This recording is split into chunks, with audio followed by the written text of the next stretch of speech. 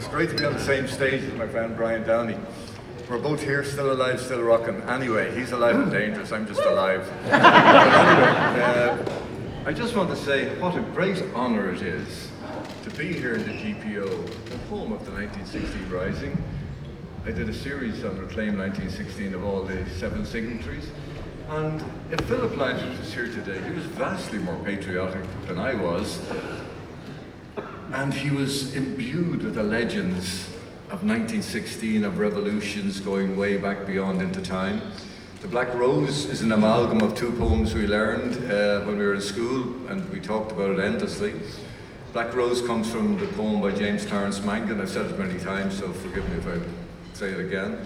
James Clarence Mangan wrote a poem, a very evocative poem, a metaphor for the invasion of Ireland by the Spaniards to free us from British rule and oppose the Inquisition. And we were very lucky we escaped that one. And Dark Rosaleen was the name of the poem, and he was a Jesuit. And from Dark Rosaleen came Roisin Dove, and in Philip's mind came Black Rose, not my mind. And he rang me up with this idea. I thought it was magnificent. And then they had to go ahead and do something very quickly for a single. And he had a photograph taken of a rose that was sprayed black, and it looked like a crushed squirrel.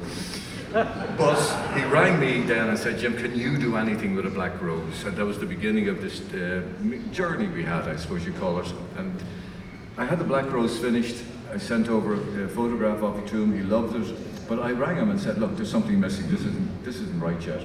So again, we put our heads together over the phone and talked about Irish poetry. And I remembered a line from someone who was one of the 16 signatories, Joseph Mary Plunkett. And it was the poem, I See His Blood Upon the Rose.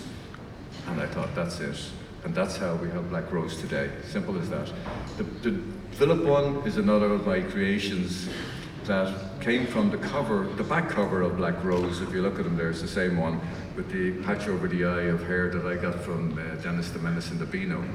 And the Prince later copied all the time. He had a hair over his eye.